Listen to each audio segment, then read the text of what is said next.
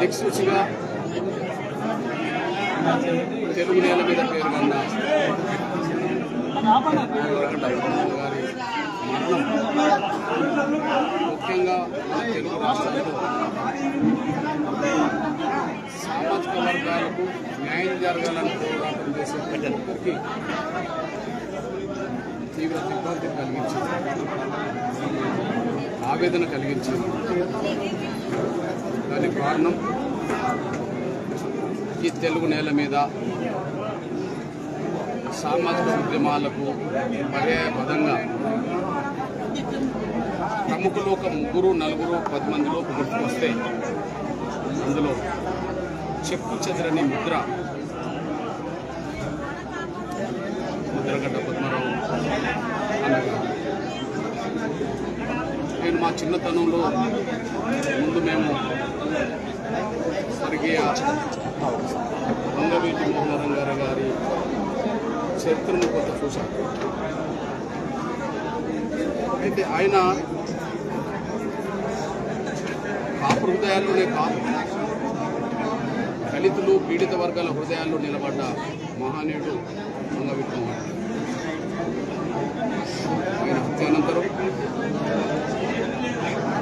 సామాజిక ఉద్యమాలలో అత్యంత పేరుగల సామాజిక ఉద్యమం కాపునాడు ఉద్యమం.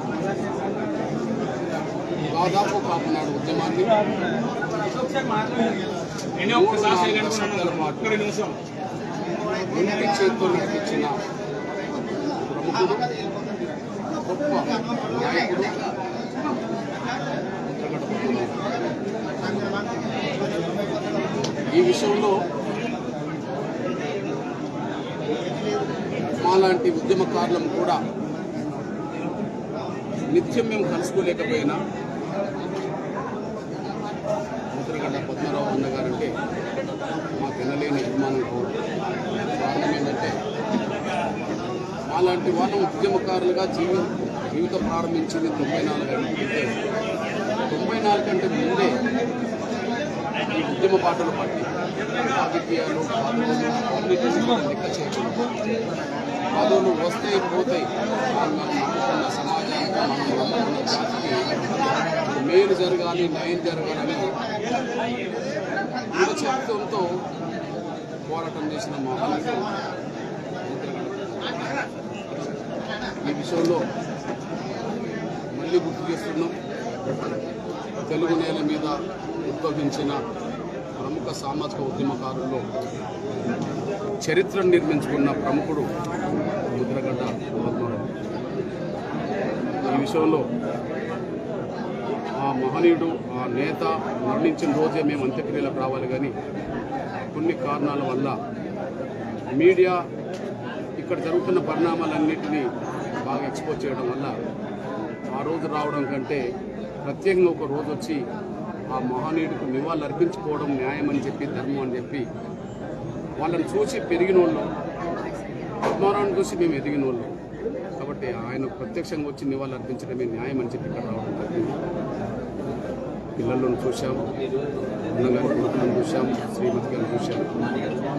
ఆయన ఏ విలువలతోటైతే జీవించిండో ఆ విలువలకే చివరి వరకు కట్టుబడి, లాభాలు నష్టాలు కాదు, ఆయన ఏమనుకుంటే గది మాత్రమే తీసుకెళ్లే విషయంలో దృఢ సంకల్పంతో ముందుకు సాగాడు. కాకపోతే అందరూ మేము దళితులను హక్కున చేర్చుకుంటాం, దళితులంటే మాకు ప్రాణం, దళితుల కోసం మేము జీవిస్తామని చెప్పి మాట్లాడేటోళ్ళు రాజకీయాల్లో, రాజకీయ పట్ల చాలామంది ఉంటారు. కానీ అన్న జీవితం అట్లా కాకుండా ఆయన ఇంట్లో ఆయన నిరంతరం కూర్చొని ప్రజల సమక్షంలో మాట్లాడే కుర్చీకి పైననే మహానీయుడు డాక్టర్ బాబాసాహెబ్ అంబేద్కర్ విగ్రహం, విలువలతో జీవించిన ముఖ్యమంత్రి పదవిలో ఉండి కూడా ఒక విలువలతో జీవించిన దామోదర్ సంజయ్ గారి విగ్రహం ఆయన కూర్చున్న చోటనే పైన పెట్టుకున్నాడంటే మాటలు కాదు, సామాజిక న్యాయం అంటే నిజాయితీగా ఉండాలని చెప్పి ఆయన జీవితం సాక్ష్యంగా ఇల్లే సాక్ష్యం చెప్తున్నారు. ఇట్లాంటి పరిస్థితుల్లో పిల్లలకు రాజకీయ వారసత్వం ఇచ్చిండా లేదని కాదు, కానీ ముద్రగడ్డ పద్మారావు అన్న కొడుకులే కాదు, పిల్లలే కాదు, వాళ్ళ పిల్లలు కూడా ముద్రగడ్డ పద్మారావు గారు మా తాత, మా ముత్తాతకు తాత అని చెప్పుకునే ఒక గొప్ప చరిత్రను మాత్రం ఆ నేత అందించిపోయాడు. నిజంగా అన్నగారికి శ్రీమతి అయినందుకు నిజంగా గొప్ప విషయం. అన్న కష్టాల్లో, బాధల్లో, ఉద్యమాల్లో అమ్మగారు కూడా పాల్గొన్నారు. తన శ్రీమతిగా ఆమె చరిత్రలోకి ఎక్కింది. పిల్లలు కూడా నాన్న బాటలోనే నడిచే వ్యక్తులుగానే, తండ్రి బాటలోనే నడిచే వ్యక్తులుగానే కనిపిస్తున్నారు.